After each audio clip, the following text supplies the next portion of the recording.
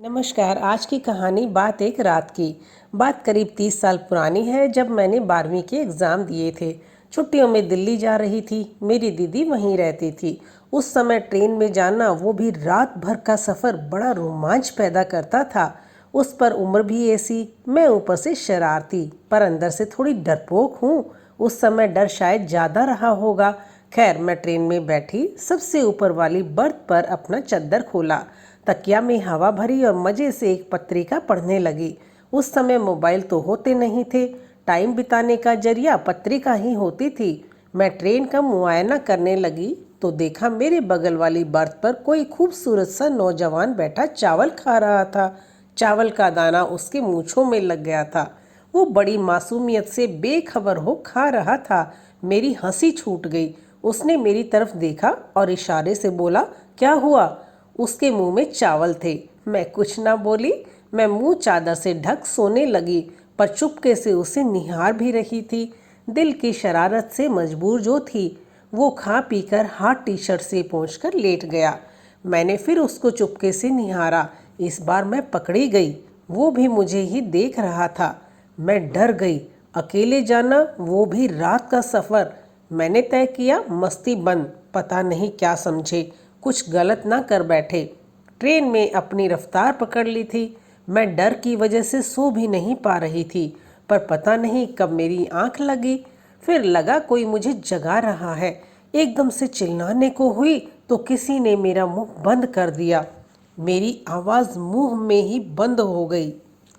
आंखों से आंसू बह निकले। लगा अभी मेरे प्राण निकल जाएंगे। सांस रुक सी गई। हाथ कांप उठे। ट्रेन की माध्यम रोशनी में कुछ नजर नहीं आ रहा था।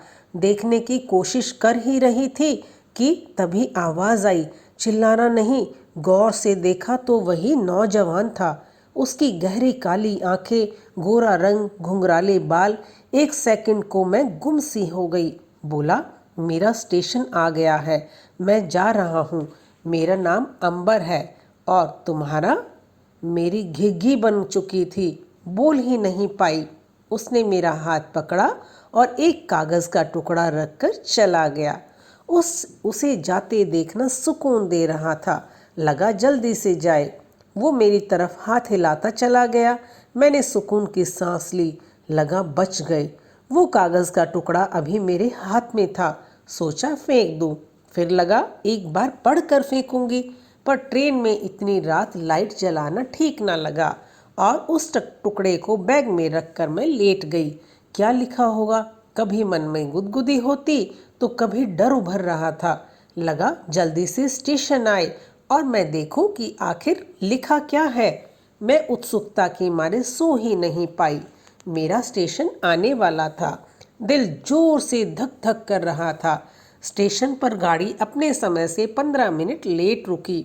सुबह के 6 बज चुके थे। बाहर थोड़ी थोड़ी रोशनी थी।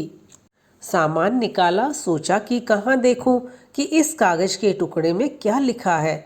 मैं जगह ढूंढ ही रही थी कि पीछे से किसी ने मेरे कंधे पर हाथ रखा। मैं डर गई, कहीं मेरा पीछा करते करते यहाँ तो नहीं आ गया। मुड़कर देखा तो जीजू मुझे लेने आए थे। जीजू बोले, कहाँ जा रही हो साले साहिबा? कोई मिल गया क्या? उनके आते ही मैं शर्मा गई। फिर हम घर की तरफ चल दिए। वो कागज़ का टुकड़ा ज़हन में उथल पुथल मचा रहा था। घर आकर दीदी से गले लगी। दीदी बोली, तो खुश क्यों नहीं दिख रही? मैं घबरा गई। मैंने कहा, कुछ नहीं, सफ़र की थकान है और कुछ नहीं। मेरा सामान दीदी ने मिनी के कमरे में रख दिया। मिनी दीदी की 7 साल की बेटी थी। बातों का सिलसिला 1 घंटे चला। फिर मैं दीदी को अचार, पापड़, बड़ी देने लगी जो माँ ने दीदी के लिए दी थी। दीदी को सामान दे ही रही थी कि मिनी मेरा पर्स खोलने लगी। मौसी, मेरी गुड़िया लाई कि नहीं? मैं चिल्ला पड़ी। मिनी डर गई और गुस्सा हो मुंह फुला लिया। मुझे डर था कि वो कागज़ कहीं मिनी के हाथ ना आ जाए। अब पहली प्राथमिकता थी मिनी को मनाना, वरना मेरा हाल बुरा होने वाला था। मिनी को मिनी की गुड़िया दी, आम पापड़, इमली की कैंडी सब निकाल कर। तब कहीं मैडम मानी। मिनी मेरे कमरे से बाहर ही ना जाए, अपने स्कूल की कहानी सुनाती तो कभी बड़ी बड़ी आंखों को घुमाकर टीचर की एक्टिंग करती। मज़ा आ रहा था। पर वह कागज़ का टुकड़ा मन कहीं लगने नहीं दे रहा था। सोचा नहाने चली जाती हूँ, बाथरूम में आराम से पढ़ लूँगी। कपड़े निकाले, चुपके से पर्स से कागज़ खोजने लगी, पर कागज़ तो गायब। सारा पर्स पलट कर देख लिया, पर वह कागज़ का टुकड़ा ना मिला। तभी दीदी को देखा कि झाड़ू में एक कागज़ का टुकड़ा लिए जा रही हैं। मैंने भागकर उसे उठा लिया और सीने से लगा लिया। लगा मानो कोई भूला हुआ साथी मिल गया हो। मेरी सांस में सांस आई। बोली, कुछ गुम हो गया क्या? दीदी को समझ ही नहीं आया। हुआ क्या? कैसे बताती? हाँ, मेरा चैन गुम हो गया। उस टुकड़े को संभाल बाथरूम की तरफ भागी। बाथरूम में कपड़े टंगा। जैसे ही कागज़ के टुकड़े को खोला, मैंने अपना सर पकड़ लिया। आलू 12 रुपये, टमाटर 30 रुपये, चावल 31 रुपये। घर का कोई हिसाब था। वो मुझे ये क्यों देगा? फिर समझ आया, यानी ये वो कागज़ था ही नहीं, ये तो दीदी का कोई सब्जी राशन का हिसाब था। पर वो कागज़ का टुकड़ा गया कहाँ? अब बाथरूम में आ गए तो नहाना ही था। नहा के भी वो फ्रेशनेस ना आई। बाहर निकली, दीदी को बड़ा आश्चर्य हुआ कि 1 घंटे में नहाने वाली लड़की ने 2 मिनट में कैसे नहा लिया। मैं उदास हो गई। दोबारा अपने सारे सामान को उल्टा पलटा, अच्छे से चेक किया, पर कागज़ तो ऐसे गायब हुआ कि मिलने का नाम ही नहीं लिया। दिन गुजरते गए। अब दिल्ली में मेरे रहने और घूमने का सारा उत्साह खत्म हो गया। हर बार दिल कहता कि उसमें शायद उसने अपना पता या फ़ोन नंबर दिया होगा, या फिर अपने प्यार का इजहार किया होगा। पता नहीं दिल कितनी ही बार कितनी ही कहानियाँ बनाता। हर बार मेरी कहानी अधूरी रह जाती। वह टुकड़ा ना मिलना था, ना ही मिला। वक्त गुजरा और मैं स्कूल से कॉलेज में आ गई। मेरे कई दोस्त बने, अच्छे भी लगे, पर वह ट्रेन वाला लड़का अक्सर याद आता रहता और अपने कागज़ को दूर से लहराता दिखता। कहता, तुमने मेरे दिल के टुकड़े को भी संभाल कर नहीं रख पाया, मेरे दिल की बात को नहीं समझ पाई। अक्सर ही वो सवाल करता और मेरे पास कोई जवाब न होता। उसका वह टुकड़ा मेरे लिए पहेली बनता जा रहा था। मन कर रहा था काश उससे एक मुलाकात हो, काश मैं उससे पूछ पाऊँ आखिर उसने उसमें लिखा क्या था। काश। वक्त गुजरा और मैंने अपनी ग्रेजुएशन पूरी कर ली। पोस्ट ग्रेजुएशन के लिए दूसरे कॉलेज में एडमिशन ले लिया। पापा अब मेरे रिश्ते की बात करने लगे थे। मुझे लगा अभी पोस्ट ग्रेजुएशन पूरी कर लूँ तभी शादी का विचार करूँगी। मैं अपनी पढ़ाई में पूरी तरह से डूबी रहती। किसी से प्यार मोहब्बत का वक्त ही ना मिलता। मेरी सारी दोस्तों का किसी न किसी से अफेयर था, पर मैं तो अभी भी उस ट्रेन की रात की पहेली को सुलझा नहीं पाई थी। कभी लगता दोबारा उस वक्त में पहुंच जाऊं और उस पल को दोबारा से जी लूं, पर सिर्फ किस्से कहानियों में ही ये संभव था। खैर, इसी बीच मेरी सबसे अच्छी दोस्त राधिका का रिश्ता तय हो गया। लगा थोड़ी रौनक आएगी जिंदगी में, और हम दोनों बचपन से साथ साथ रहते थे। हम दो जिस्म एक जान थे। वह बहुत ही खूबसूरत थी। हाँ, पढ़ाई में थोड़ा कमज़ोर थी, पर दिल की बहुत अच्छी थी। अब तो सारा वक्त वह अपने होने वाली पति के बारे में बात करती। उस समय मोबाइल फ़ोन ना होने की वजह से बात बड़ी मुश्किल से लैंडलाइन पर ही हुआ करती थी। उसकी गोद भराई होनी थी और फिर उसके बाद अंगूठियों की भी अदला बदली होनी थी। राधिका उस दिन बहुत खूबसूरत लग रही थी। खूबसूरत तो मैं भी लग रही थी, ऐसा लोगों का कहना था। राधिका के ससुराल वाले आए, कार्यक्रम शुरू हुआ। फिर आया रिंग सेरेमनी का वक्त। मुझे भी राधिका के होने वाले पति को देखना था। वह राधिका के लायक है भी या नहीं? राधिका ने दूर से इशारे से दिखाया, देखो वह रहे तुम्हारे जीजू। देखा तो आंखों पर विश्वास ही ना हुआ। मेरी आंखें फटी रह गई, पैरों तले जमीन निकल गई। 5 साल से जिस चेहरे को भूलने का प्रयास कर रही थी वह यहाँ लगा। ये तो मेरी नजरों का धोखा है, पर नहीं। उसके कदम जितने मेरे नजदीक आ रहे थे मैं खुद को छुपाने का प्रयास कर रही थी। पर 5 साल पहले भी उस रात पकड़ी गई थी और आज भी हमारी नजरें जब एक दूसरे से टकराई तो लगा एक तूफान आ जाएगा और हम दोनों ही उसमें बह जाएंगे। राधिका बोली, ये है अंबर और ये मेरी सबसे प्यारी दोस्त अंबर। बीच में मैं ही बोल उठा, इनका नाम जानने के लिए तो 5 साल से बेचैन हो। अब बारी राधिका के चौंकने की थी। बोली, क्या तुम एक दूसरे को जानते हो? अंबर कुछ बोले इससे पहले ही मैंने कहा, बड़े मजाकिया हैं जीजू आप तो। साथ ही आंखों से मना किया कि राधिका को कुछ न बताए। वैसे बताने लायक था भी कुछ नहीं। अंबर की नजरें राधिका पर कम, मेरे ऊपर ज्यादा थी, ऐसा मुझे प्रतीत हुआ। एक समय ऐसा भी आया जहां हम दोनों ही थे और कोई न था। मन किया एक बार पूछूं कि उस कागज के टुकड़े में तुमने क्या लिख कर दिया था, पर आवाज आज भी नहीं निकली। अंबर ही बोला, कैसी हो? मैंने हाँ में सिर हिला दिया। अंबर बोला, तुमने कभी जवाब ना दिया। मैंने प्रश्नवाचक निगाह उसकी तरफ डाली।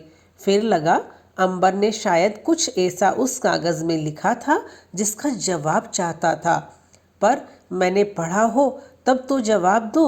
उससे पूछने का साहस ही ना हुआ। मैंने कहा, जाने दो, और वहां से जाने को हुई तो अंबर ने जाते मेरा हाथ पकड़ लिया। ट्रेन का वह हाथ पकड़ पर्ची देना याद आने लगा। मेरी आंखों से आंसू बह निकले। तभी राधिका और सब लोग आ गए। खुद को संयमित कर मैं वहां से हट गई और राधिका की अंगूठियां बदली गई।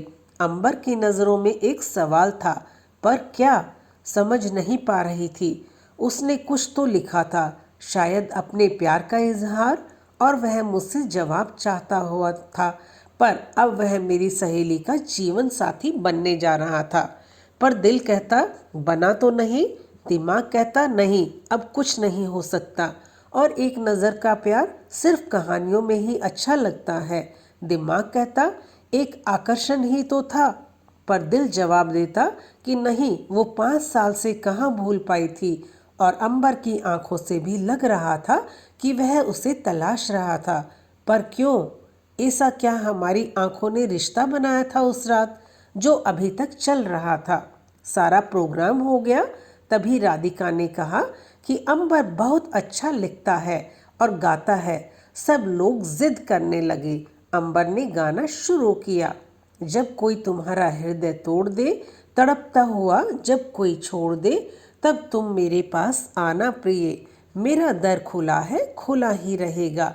तुम्हारे लिए गाना क्या था, लगा दिल निकाल कर रख दिया हो। तालियों से हॉल गूंज उठा। अंबर कनखियों से मुझे ही देख रहा था। मैं उठकर कहीं और चली गई, कहीं कुछ गड़बड़ ना हो जाए।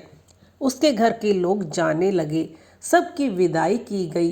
जाते जाते अंबर बोला, मुझसे दोस्ती करोगी? उसने हाथ बढ़ाया।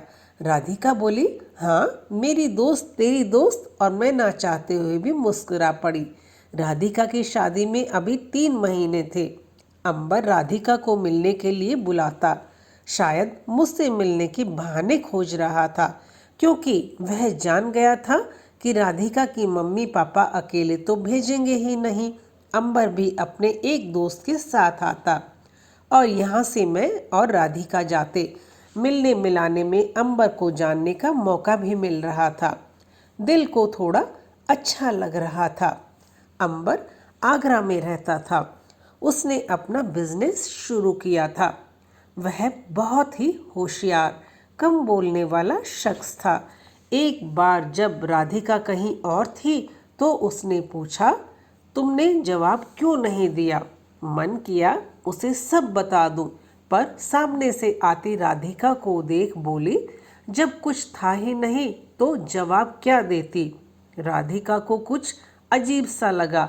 अचानक से बोल उठी, अंबर, तुम्हारी मिस्ट्री गर्ल का क्या हुआ? राधिका एकदम से बोली, अंबर, तुम्हारी मिस्ट्री गर्ल का क्या हुआ? मैं चौंकी, अंबर की तरफ निगाह डाली। शायद वह भी नहीं जानता था कि राधिका अचानक से ही यह सवाल पूछ पड़ेगी। राधिका बोली, तुझे पता है, अंबर ने पहली मुलाकात में ही मुझे अपने बारे में सब कुछ बताया था। अंबर को कोई लड़की पसंद आई थी, पर अंबर के लिए वह मिस्ट्री ही बनी रही। उसकी तस्वीर भी अंबर ने मुझे दिखाई थी, जो उसने खुद कल्पना करके बनाई थी। अरे हाँ, उसकी शक्ल तेरे से बहुत मिलती है, क्यों है ना अंबर? हम दोनों ही सकपका गए, हाथ पैर मेरे ठंडे पड़ गए। मैंने राधिका से कहा, चलो अब बहुत देर हो गई है, घर पहुंचते पहुंचते शाम हो जाएगी, फिर अंकल आंटी मेरी डांट लगाएंगे। मैं बातों का रुख बदलना चाह रही थी, जिसमें मैं सफल भी रही। घर आकर मैं रात भर सो न सकी। यह क्या कर रही हूँ मैं? राधिका मेरी सबसे अच्छी दोस्त है, कितना भरोसा करती है मुझ पर। जब उसे सब पता चलेगा तो उसका तो दोस्ती पर से भरोसा ही उठ जाएगा। अंकल आंटी क्या सोचेंगे? इन सब विचारों को सोच सोच कर मेरा सर दर्द होने लगा। अगली सुबह मैंने निर्णय किया, कुछ भी हो जाए मैं अंबर से नहीं मिलूंगी। हम तीनों के लिए ही यह सही रहेगा। 3-4 दिन बाद ही राधिका ने बताया कि अंबर मिलना चाहता है, तो मैंने बहाना बना दिया। मुझे लगा दोनों अकेले वक्त बिताएंगे तो शायद दोनों के लिए ही अच्छा होगा। इस तरह करीब 15 दिन गुजर गए। मैं हर बार कोई ना कोई बहाना बना देती, लेकिन पता चला अकेले होने की वजह से राधिका अंबर से सिर्फ एक बार ही मिली थी। अंकल आंटी राधिका को अकेले नहीं भेजते थे। उसने बताया, अंबर फ़ोन पर मेरे बारे में पूछता रहता है। राधिका ने चुटकी ली। शायद तेरी राधिका बहुत मासूम थी, वह अनजान थी सब चीज़ों से। अचानक मैंने उससे पूछ लिया, राधिका, अंबर को उसकी मिस्ट्री गर्ल मिली क्या? राधिका बोली, अरे छोड़ो ना, उसको 5 साल में ना मिली तो अब कौन सा मिलने वाली, और मिल भी गई तो भी क्या, अब अंबर मेरा है। मैं उसे अब किसी का नहीं होने दूंगी। मुझे अपने सारे प्रश्नों के जवाब मिल गए थे। मैंने निश्चय किया कि इस चैप्टर को यहीं बंद कर दूंगी। पर अंबर क्या सोचता है? क्या अंबर इस चैप्टर को बंद कर पाएगा?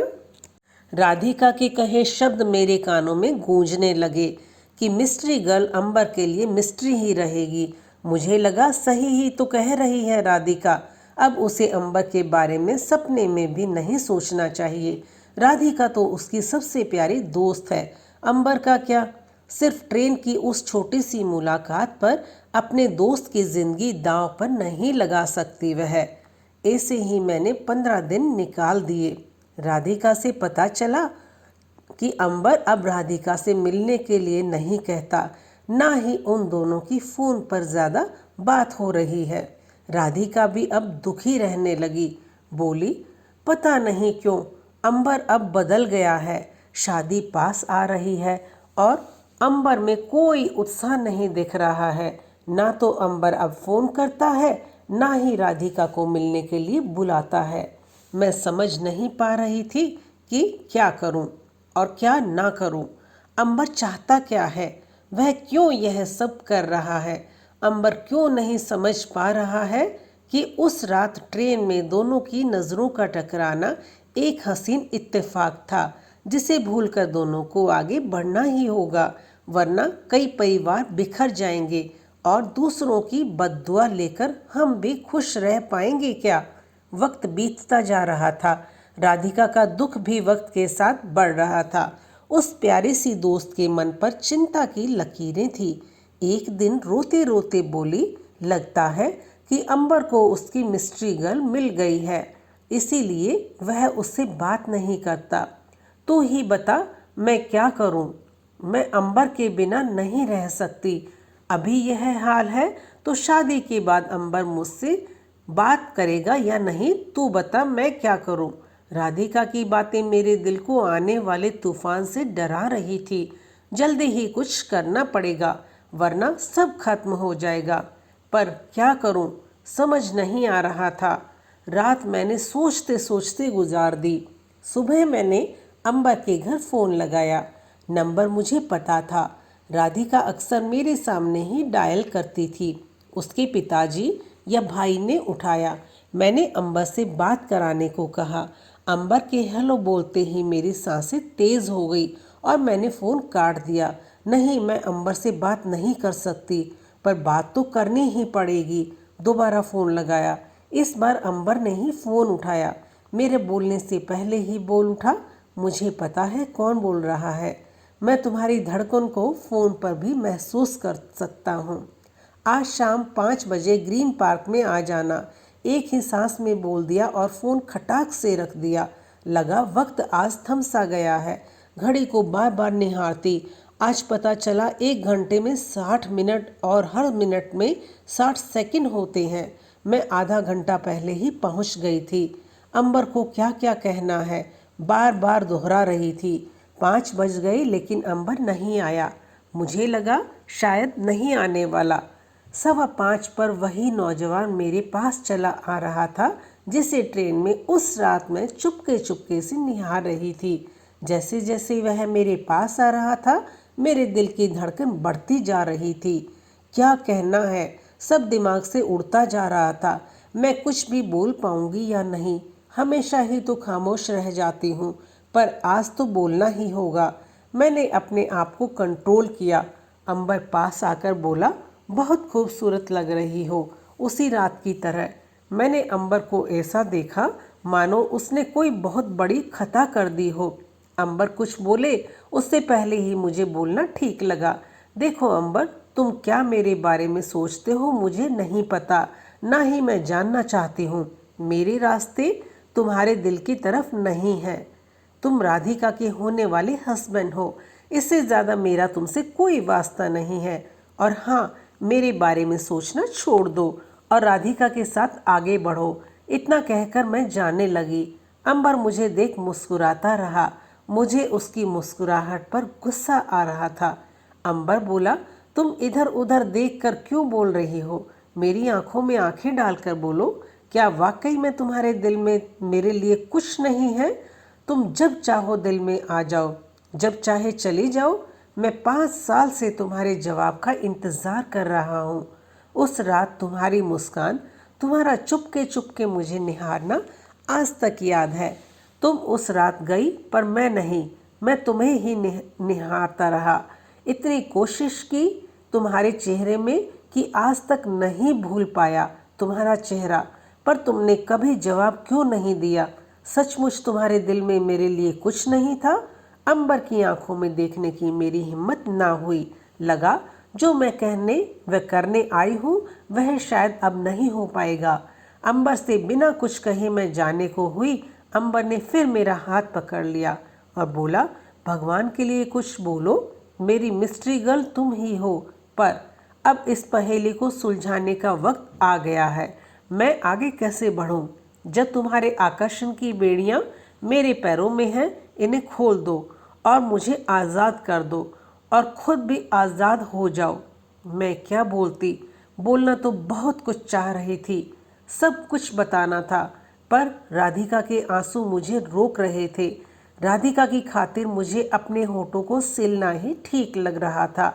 मैं बोली, जो तुम्हें समझना है समझो, पर मेरे तुम्हारे रास्ते कभी एक नहीं हो सकते। और मैं उठकर जाने लगी।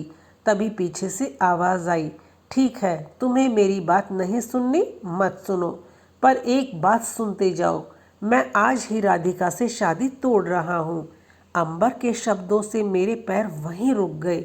मैं आगे बढ़ ही नहीं पाई। अंबर ये क्या बोल गया? मुझे क्यों ऐसे दोराहे पर खड़ा कर रहा है? जहाँ से किस रास्ते जाऊँ समझ ही नहीं आ रहा है। अंबर वापस जाने लगा। मैं डर गई, कहीं वाकई में यह राधिका से रिश्ता ना तोड़ दे। मैं भागकर उसके पास गई। पहली बार आज मैंने उसके हाथ को पकड़ लिया। उन हाथों को थाम कर लगा कि अब मुझे किसी सहारे की ज़रूरत पर नहीं है, पर यह तो किसी और का सहारा है। कोई और नहीं, मेरी बेस्टी, मेरी जान राधिका का। अंबर ने मेरी आंखों में झांका जिनमें 2 बड़े बड़े मोती जैसे आंसू टपक रहे थे। मेरा हाथ थाम बैठाया, बोला, तुम क्यों पहेली बनी हो मेरे लिए? जब से मिली हो मेरा सब छीन लिया है। पता है, बहुत ही मस्त किस्म का लड़का हुआ करता था मैं, पर जब से तुम्हें देखा पता नहीं क्या हो गया है।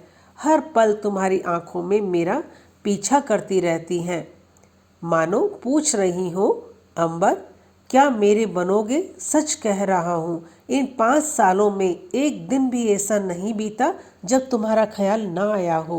मैंने कहा कि राधिका से शादी करने को कैसे मान गए? अंबर बोला, राधिका का जब रिश्ता आया तो मैंने मना कर दिया, पर पापा ने बोला एक बार मिल लो, मिलने में क्या हर्ज है। मैंने भी सोचा चलो पापा का मन रख लेता हूँ, पर राधिका से मिला तो मैंने उसे सब कुछ बता दिया। राधिका बहुत ही भोली और मासूम है, मैं उसे मना ना कर पाया। और फिर तुम्हारे मिलने की उम्मीद भी तो मिटती जा रही थी। मैं आगे बढ़ने के लिए कदम उठा ही रहा था कि तुम सामने नजर आ गई।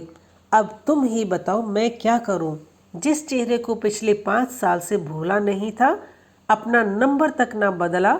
शायद तुम कभी तो फ़ोन करो, कभी तो कोई चिट्ठी भेजो, पर तुम्हें तो अभी मेरी ज़िंदगी में आना था। मैं खुद असमंजस में हूँ। क्या करूँ राधिका? सचमुच बहुत अच्छी लड़की है, और तुम ना मिलती तो मैं उससे शादी कर लेता और शायद तुम्हें भूल भी जाता, पर अब नहीं। मैंने इतना सब कुछ बोल दिया, अब तुम बोलो क्या बोलना है, पर हाँ सच ही बोलना। उसके बाद तुम जो बोलोगी मैं कर लूँगा, पर मैं सच ही सुनना चाहता हूँ और कुछ नहीं। पता नहीं अंबर की चाहत की ताकत थी या मेरे दिल के उस दिन बगावत कर बैठा, नहीं पता, पर उस दिन मैं अंबर के सामने ही बहुत रोई और लगा आज जोरदार तूफान आएगा। अंबर ने भी नहीं रोका, बोला तुम जितना चाहे रोना, पर सच सुने बिना मैं नहीं जाने वाला। आज मुझे कुछ उलझे हुए रिश्तों को सुलझाना था, नहीं तो कोई भी रिश्ता टूट सकता था। हर रिश्ते का अपना महत्व होता है, कम या ज़्यादा नहीं। राधिका मेरी दोस्त थी, पर अंबर के जज्बातों से खेलने का भी मेरा कोई अधिकार तो न था। उसे सच सच बताना ही होगा, वरना वो राधिका से शादी करके भी खुश नहीं रह पाएगा, ना ही राधिका को खुश रख पाएगा। मैं यह सोच ही रही थी कि अंबर ने मुझे हिलाया। कुछ तो बोलो। मेरे होठ हिले, शब्द अपने आयाम ढूंढ रहे थे, और फिर आवाज़ आई, अंबर ये सच है कि जिस दिन से मैंने तुम्हें देखा है, मैंने भी हर पल हर दिन तुम्हें याद किया है। हाँ अंबर, आज मैं तुमसे सच ही कहूँगी, उसका जो भी परिणाम निकले मुझे मंजूर होगा, पर अब मैं चुप नहीं रहूँगी, तुम्हारे हर सवाल का जवाब दूंगी।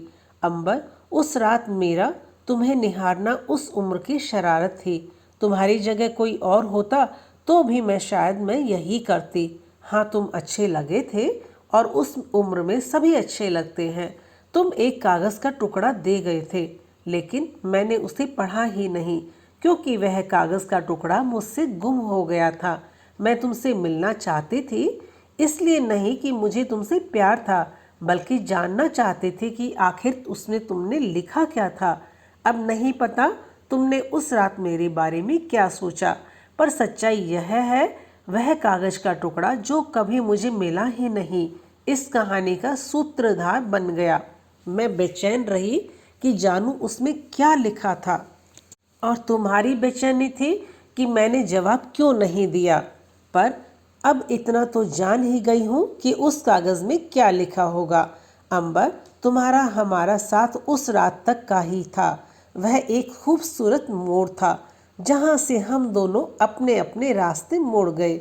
मैं यह नहीं कहती कि तुम मुझे अच्छे नहीं लगे या तुम में कोई कमी है, पर अंबर, हर चीज़ का वक्त होता है। आज मैं इतनी खुदगर्ज हो जाऊं कि अपने ही दोस्त का भरोसा तोड़ दूं, फिर इस बात की क्या गारंटी है कि हम दोनों का भरोसा एक दूसरे पर बना रहेगा। अंबर, तुम वाकई बहुत अच्छे हो।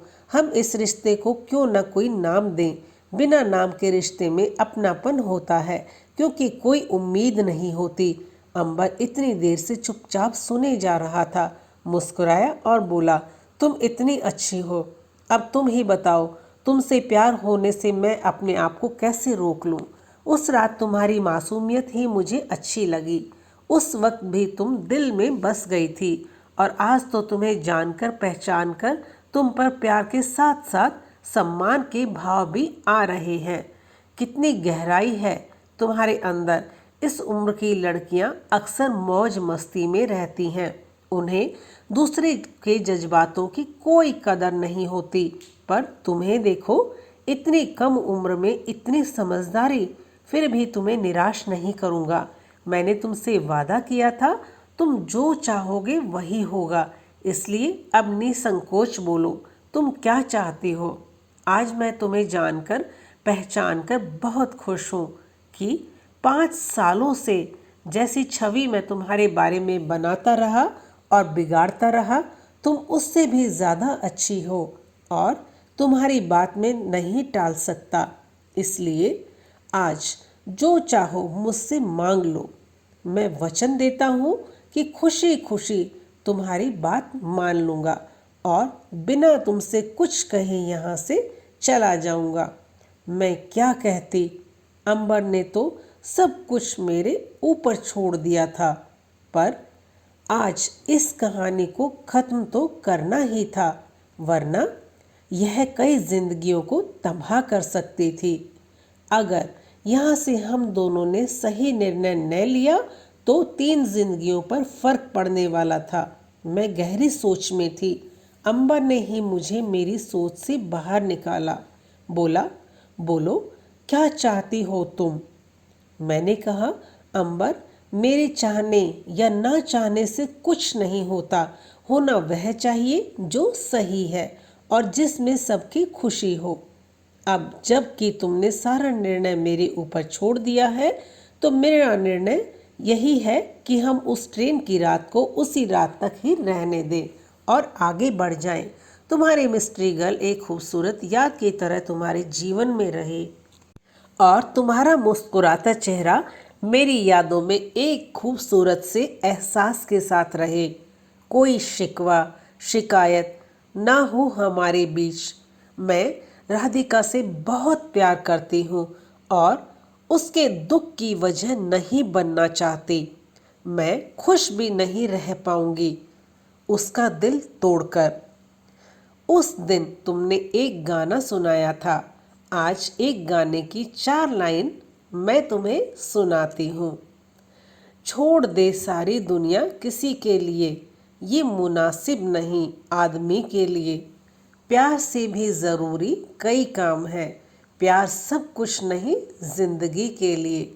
छोड़ दे सारी दुनिया किसी के लिए, ये मुनासिब नहीं आदमी के लिए। चांद मिलता नहीं सबको संसार में, एक दिया काफ़ी है रोशनी के लिए। गाना गाते गाते मेरा गला भर आया। अंबर मुझे समझ गया था और मुझे समझाते समझाते थक गया था, इसीलिए मुस्कुराया और बोला, जो हुक्म मेरी मिस्ट्री गर्ल। पर हाँ, मेरी भी एक शर्त है। मैं डर गई थी, अंबर क्या मांग बैठे। अंबर बोला, डरो नहीं, मैं ऐसा कुछ नहीं मांगने वाला जो तुम ना दे पाओ। शर्त है कि तुम हमेशा मेरी दोस्त रहोगी, कभी हमारी दोस्ती खत्म नहीं होगी। और हाँ, अगले जन्म की बुकिंग रखना, अगली बार कोई लोचा नहीं होना चाहिए। तुम अगले जन्म में मेरी ही रहोगी। अंबर का ऐसा रूप देख आज सच में उससे प्यार हो गया। लोग अपने प्यार को पाने के लिए पता नहीं क्या क्या करते हैं, पर उसने बड़े सहज भाव से मेरी बात का मान रखा। आज इस बात को 25 साल हो गए हैं। मेरी ज़िंदगी में अब अंबर और अरविंद दोनों ही हैं और ज़िंदगी भी बड़ी खूबसूरत है। अभी भी अंबर से मेरी बात होती है। हम सभी अभी भी अच्छे दोस्त हैं। मुझे या अंबर को अपने निर्णय पर कभी पछतावा नहीं हुआ, क्योंकि हमारे बीच आज भी सच्चा प्यार है, जिसे हमने अपने दिल से महसूस किया और निभा भी रहे हैं। राधिका बहुत खुश है। वो कभी समझ ही नहीं पाई कि अंबर की मिस्ट्री गर्ल कौन है। आज भी जब ट्रेन में बैठती हूँ और किसी लड़की को निहारते पाती हूँ तो आती है ट्रेन की वो रात याद, जो एक अच्छा दोस्त दे गई, और एक ऐसा एहसास मेरे दिल से कभी कोई जुदा नहीं कर सकता। तो दोस्तों, आपको कहानी पसंद आई हो तो लाइक करें और चैनल को भी ज़रूर सब्सक्राइब कर लें ऐसी ही और कहानियाँ देखने के लिए। और पूरी कहानी देखने के लिए आपका बहुत बहुत धन्यवाद।